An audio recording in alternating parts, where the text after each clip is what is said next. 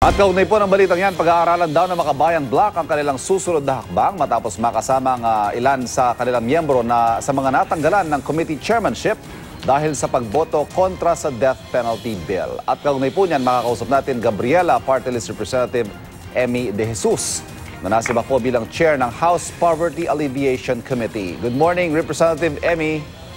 Good morning sa listeners ng Unang Hirit at sa inyong lahat. Ma'am, after last night na nawalan po kayo ng committee chairmanship, mananatili po ba kayong kaalyado ng administrasyon? Yan yung sinasabi namin na ano pa rin kami. Kasi tamang-tama, break ngayon no? Yes. Magkakaroon kami ng mahabang pagkakataon para mag-usap at pangin yung mga susunod na hakbang. Pero tama naman yung manabanggit kanina, no, na kinausap kami ni Majority Leader at sinabi na niya na itutuloy yung pagdideklara ng vacancy. Kumbaga, ang status ngayon ng aming chairmanship ay nakalutang, ano? Sabihin, no, tanggal kami, pero yung pwesto ng pagiging ng chairmanship ng mga komite na tinanggalan ay wala. Hindi naman po unexpected itong nangyaring ito. Ano? How did you take this, Congresswoman Emmy? Nagbigay na rin kami ng pahayag early on.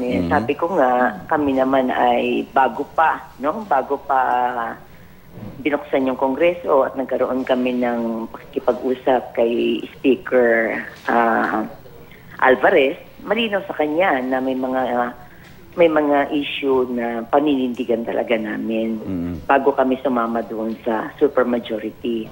And take note naman, nung sumama naman kami sa majority, supermajority, wala namang wala namang, kumbaga walang sinayna na covenant or whatever, kundi sinabi namin na ito ay pagpapakita ng aming suporta sa bagong leadership. Kaya noong nagdesisyon kami, dahil isa nga ito sa issue na early on pa ay malinaw na sa amin, no, yung principle bakit ayaw namin ng death penalty. And in fact, noong nagbigay kami ng aming no vote, lahat kami nagsabi, no, ano yung mga basis. Ako personally, no, sa akin talaga, number one talaga yung flawed justice system. Pangalawa, yung hindi naman talaga deterrent sa crime, no? Kahit itong droga na lang, hindi naman talaga deterrent yung death penalty. Kaya marami ring nagsabi sa amin na baka tanggalin kayo. Sa akin, nagbigay na kami ng reason bakit kami nagbigay ng aming pahayag. It's about time, sa ganitong pagkakataon, yung leadership ang magpaliwanag bakit nila kami tinanggal. Yes. Kung ito pong pagkawala nitong committee chairmanship ninyo, ano hong consequences ito? May maantala bang programa? May mawawalang pondo? Ano hong consequence ito? Naku, alam mo, yung isa talagang katatapos lang kasi na third regular meeting nung aming committee, nakapwesto na kami kasi even before a regular hearing, nagkaroon kami ng mga ilang consultation with DSWD kaugnay ng implementation ng 4Ps, itong conditional cash transfer. Kasi 26 bills ang nakahain ngayon doon sa komite para i-institutionalize yung 4Ps. Kaya nagkaroon kami ng pagsisikap, no, yung komite na aralin talaga itong mga nakahain at nagbigay din kami ng House resolution at ito ay inadapt na ng komite, no? Lamang linggong ito na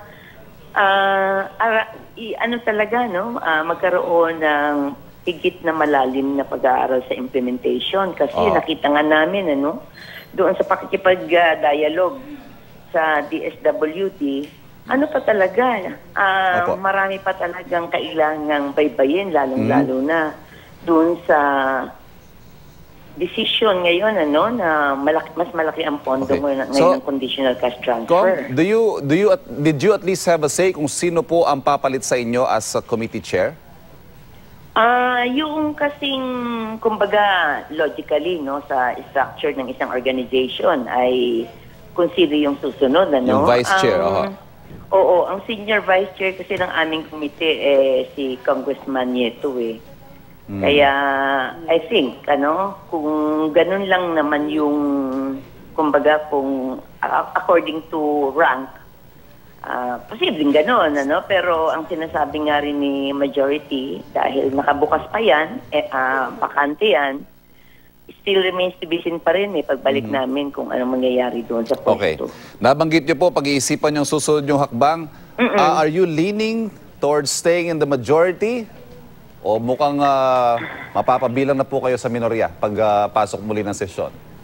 Sa amin naman, regardless of saan kami nakapaloob, yung aming paninindigan according to the issue na itatakil. Halimbawa, yung lowering ng age of criminality, malinaw na. Ngayon talaga, magnono kami dyan. Oo, kaya regardless of, depende yun dun sa pagkakaisahan namin dito sa mga susunod na araw ng Makabayan. Okay. Gabriela, Party List Representative Emy De Jesus, maraming salamat. Magandang umaga po sa inyo. Good morning at salamat sa pagkakataon.